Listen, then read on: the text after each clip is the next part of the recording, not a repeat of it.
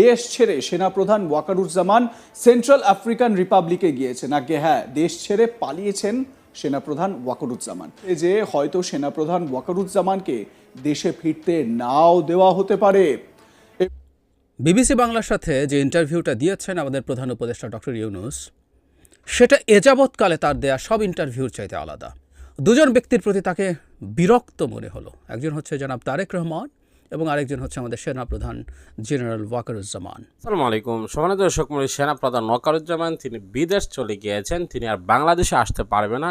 বিদেশ যাওয়ার আগে নাকি পদত্যাগ করেছে। এই নিয়ে গুরুত্বপূর্ণ কিছু ভিডিও আপনাদের মাঝে শেয়ার করব, যা শুনলে আপনিও রীতিমতো অবাক হবেন, চমকে যেতে বাধ্য হবেন এবং আশ্চর্য না হয়ে পারবেন না। ভিডিওটি একদম না টেনে একদম শেষ পর্যন্ত দেখার অনুরোধ করছি।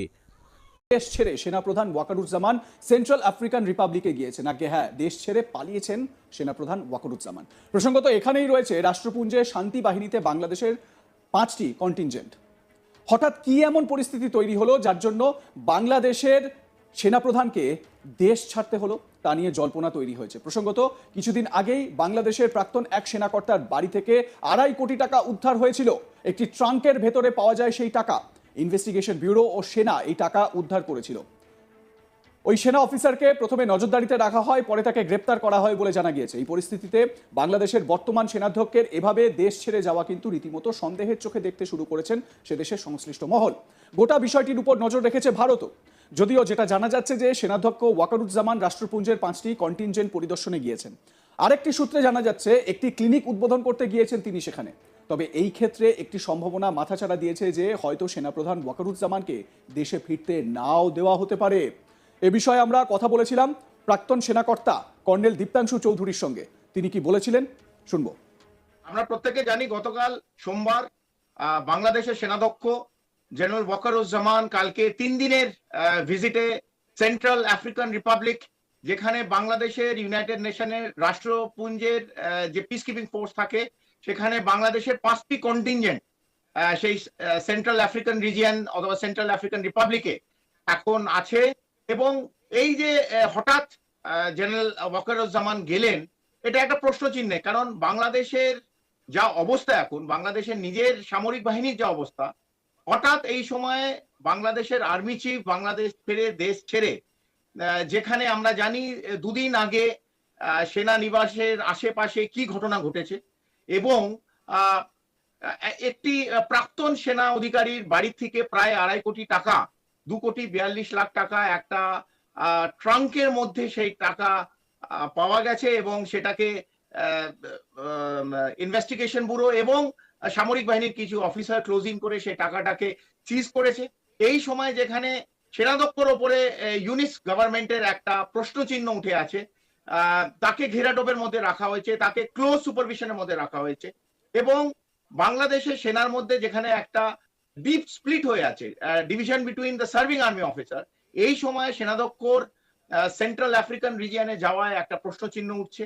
আমরা সবাই মনে রাখতে হবে, যারা এই খবরটা জানি, 1999 সালে যখন জেনারেল পারভেজ মুশারফ পাকিস্তানে যখন সেনাধ্যক্ষ ছিল, চিফ অফ আর্মি স্টাফ, এবং শ্রীলঙ্কা থেকে যখন ফেরত আসছিল, তখন নওয়াজ শরীফ কিন্তু ওই প্লেনটা যেটা পারভেজ মুশারফ আসছিলেন সেটা পাকিস্তানে ল্যান্ড করতে বারণ করা দেওয়া হয়েছিল এবং পারভেজ মুশারফের যারা ক্লোজ আর্মি অফিসার্স তখন নওয়াজ শরীফকে অ্যারেস্ট করে এবং প্লেন ল্যান্ড করে। এই তারপর যে মিলিটারি ক্রু হয়, তারপর পারভেজ মুশারফ পাকিস্তানের প্রেসিডেন্ট হন। এই বিবিসি বাংলার সাথে যে ইন্টারভিউটা দিয়েছেন আমাদের প্রধান উপদেষ্টা ডক্টর ইউনূস, সেটা এযাবৎকালে তার দেয়া সব ইন্টারভিউর চাইতে আলাদা, ভীষণ আলাদা। এবং তার একটা বড় পরিবর্তন লক্ষ্য করেছি অন্তত আমি ধারণা করি আপনারা যারা মন দিয়ে ভিডিওটা দেখেছেন শুধু শুনেননি, দেখেছেন, তাদেরও ব্যাপারটা সম্ভবত চোখে আড়ায়নি। আমার কাছে মনে হয়েছে প্রধান উপদেষ্টা বেশ অসহিষ্ণু হয়ে উঠেছেন। শুধু তাই না, তার মধ্যে খুব টিপিক্যাল কতগুলো রাজনীতিবিদের চরিত্র কিছুটা হলেও দেখা গেছে। অবশ্যই আমাদের দেশের টিপিক্যাল রাজনীতিবিদদের ওই যতটা আছে সেই এক্সটেন্ট বা ইন্টেন্সিটিতে না, কিন্তু কিছু কিছু লক্ষণ আমার চোখে পড়েছে। এবং আরেকটা ব্যাপার জরুরি, দুজন ব্যক্তির প্রতি তাকে বিরক্ত মনে হলো। একজন হচ্ছে জনাব তারেক রহমান এবং আরেকজন হচ্ছে আমাদের সেনাপ্রধান জেনারেল ওয়াকারুজ্জামান। এই সব কিছু নিয়ে কথা বলতে চাই।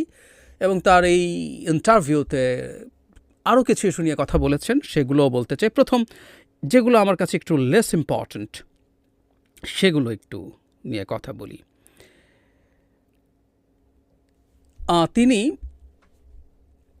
খুব মানে তার সরকার বিদেশিদের আস্থা অর্জন করেছে বেশ লম্বা সময় ধরে। অনেকগুলো বাক্য দিয়ে তিনি এই জিনিসটা অ্যাস্টাবলিশ করতে চেয়েছেন। খুবই ইন্টারেস্টিং। তারপর দেশের আস্থার কথা, দেশের মানুষেরও তার প্রতি আস্থার কথা বা তার সরকারের প্রতি আস্থার কথা ইন্টারভিউয়ার আনেন, কিন্তু বিদেশিরা কতটা তাকে এন্ডোর্স করছে, কতটা আস্থা রাখছে, কতটা সাহায্য করছে, তিনি সেটাকে খুব জোর গলায় বলেছেন, খুবই জোর গলায় বলেছেন। তারপরে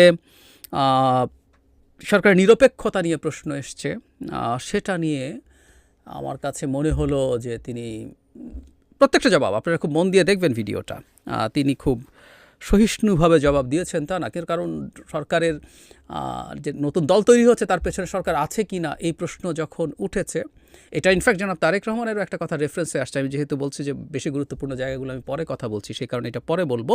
কিন্তু সরকারের যে নিরপেক্ষতা আছে সেটা তিনি মানে নিরপেক্ষতা প্রশ্নের মুখে পড়ছে, বিশেষ করে রাজনৈতিক দলের সাথে সরকারের কোনো সম্পর্ক আছে কি না সেটার কিন্তু খুব শক্তভাবে ডিনাউন্স করেছেন।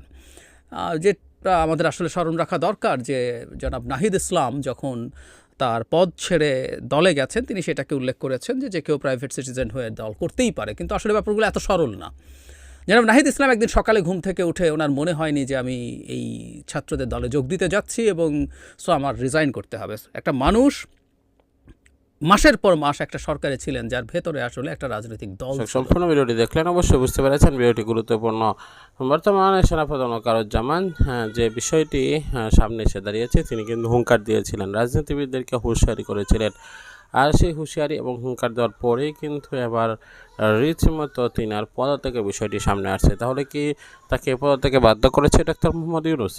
বর্তমান সময়ে যে বিষয়গুলো আমাদের সামনে আসছে সেগুলোর মধ্যে থেকে এক নম্বর হচ্ছে সেনাপ্রধান ওয়াকারুজ্জামান তিনি বিদেশ চলে গিয়েছেন, আর সে বিদেশ থেকে আর আসতে পারবে না, আসলে তিনি গ্রেপ্তার হবেন।